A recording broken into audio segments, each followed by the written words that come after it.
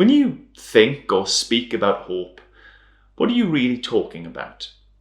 Can I be honest and say that when I speak about hope, most of the time, really all I'm doing is speaking about crossing my fingers and wishing for the best. Hope is a word that we use generally as a substitute for optimism. In any given circumstances, how we'd prefer things to work themselves out. Traditionally, at Advent, Christians consider some of the key aspects of their faith: peace, joy, love, and yes, hope. But when Christians speak of hope, or more rightly, when the Bible speaks about hope, it isn't that sort of blind optimism that we so often associate with it. Hope in the Bible has got nothing to do with crossing our fingers, wishing for a favourable outcome, plotting a path even through difficult situations and circumstances that we can see a good end in sight. Hope in the Bible is more about expectation. Let me take you to a baby in a basket to explain exactly what I mean. The baby in the basket, though, isn't Jesus. The baby in the basket, at least for the moment, is Moses. You might very well know Moses' story and the story of the nation of Israel in slavery in Egypt, but let me just fill in some of the important details for you here. The family of Jacob had travelled down to Egypt in order to survive a famine. They'd found favour there. Most importantly, they'd found food there, and so they'd settled. They multiplied, as families tend to do, to such an extent that the king of Egypt, the Pharaoh, viewed them with distrust and started to oppress, and enslave them. The family became more of a nation, really hidden within the larger nation of Egypt, and they suffered terribly. A royal decree even went out that all the baby boys should be killed at birth. Now these people cried out to God. You'd expect them to, I suppose. But they cried out without, it seems, much hope, without much expectation that their outcry would be heard and acted upon. But, and this is really where the story of the Bible gets going, God does hear their cry.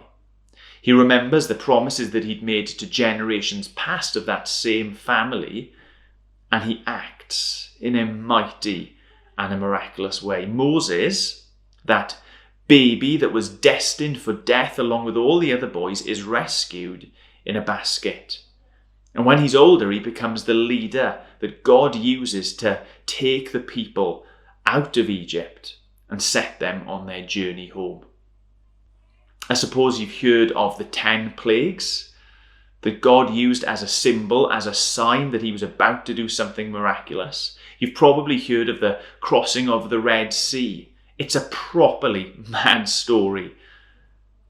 But what it did was solidify a nation who from that point on could place their hope in God.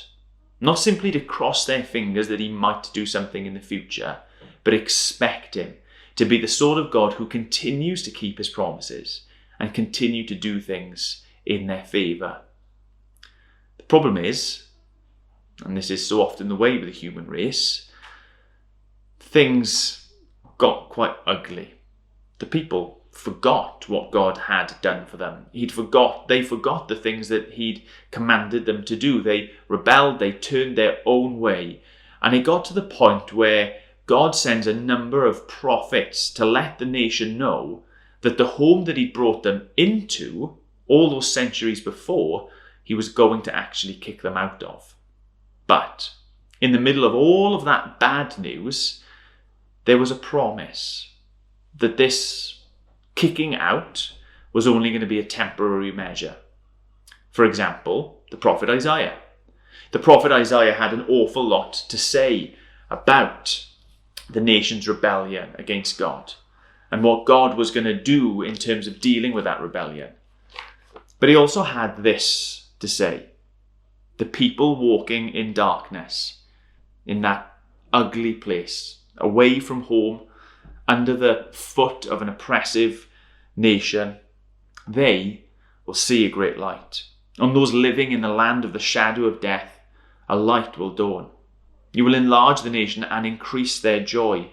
They will rejoice before you as a people rejoice at harvest, as men rejoice when dividing the plunder. Because a child is born, because a son is given, and the government will be on his shoulders, and he will be called Wonderful Counselor, Mighty God, Everlasting Father, Prince of Peace.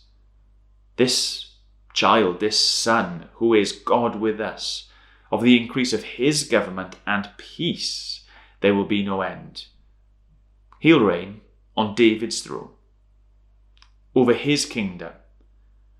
It will be established and upheld with justice and righteousness from that time, the time of the birth, and forever. And it's the zeal of the Lord that will accomplish this. You see, even as things got worse and worse, and the punishment was handed down, and the people were carried off to be a nation hidden in another nation once again, to be away from home, they were supposed to be placing their hope in God. And that hope, let me stress, it wasn't wishful thinking, it wasn't crossing their fingers and seeing how an exile, a judgment on their national behaviour was going to turn out for the best. No, it was drawing on their communal experience of God's rescue, in what God had done in the past, in previous generations and in their own generations. Hope for them was acknowledging and remembering that God had made promises and that he was a promise-keeping God. They were to expect God to rescue them once again. Have you ever wondered why so many people in the nativity story got so excited? How did the wise men travelling from so far away, how did they know what was happening? How did the people who were in the temple, how did they know, and why did they celebrate? Why even were Mary and Joseph themselves so filled with joy? Because they were people, along with those first people who were carried away, who were putting their hope in God. They were hoping, along with generations that had gone before, expecting that God would act. Their hope wasn't blind, but because of their collective experience that God was a rescuer and a promise keeper, they were simply waiting for that hope to be fulfilled. And here, apparently, was Jesus, that promise being kept. The new baby in a basket, very much like Moses, destined for death along with all the other baby boys, but instead surviving in order to lead a rescue home. You see, Christmas is an opportunity for us to remember that God keeps his promises. In the Gospel of John, one of Jesus' closest followers, he sees Jesus' birth as exactly this sort of thing, of God keeping his promises. In the beginning was the Word, and the Word was with God, and the Word was God. He was with God in the beginning, and through him all things were made. Without him nothing was made that had been made, and in him was life, and that life was the light of men. The light shines in the darkness, but the darkness has not understood it. This light then, this true light that gives light to every man, was coming into the world. And he was in the world, and though the world was made through him, the world did not recognize him. He came to that which was his own, but his own did not receive him. Yet all who received him, he gave the right to become children of God, children born not of natural descent, nor of human decision, or a husband's will, but born of God. You see, that word that was God, that light that was coming into the darkness, became flesh and made his dwelling among us. We have seen his glory, the glory of the one and only, who came from the Father, full of grace and truth. See, the reason that people were so overjoyed at the birth of Jesus was because they saw those old promises being kept, that at last God had come to put things right. But more than that, it was the coming of new promises, or at least the old promises being elaborated on. Because that baby that was in a basket didn't grow up to be the king that most people expected. He wasn't really the sort of king that most people wanted. In fact, dare I say it, he was a disappointment to most. But he was also a bit of a revelation. You see, when Jesus grew up, he lived to show what humanity could be and what humanity should be.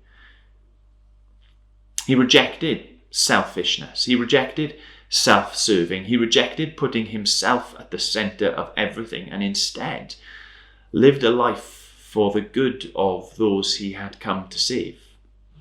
Jesus genuinely lived a life where he would give of himself for the sake of those around him. Ultimately, this baby in a basket, destined for death but was rescued, ultimately he still would die. But unlike Moses, who on his deathbed passed the mantle on to the next leader,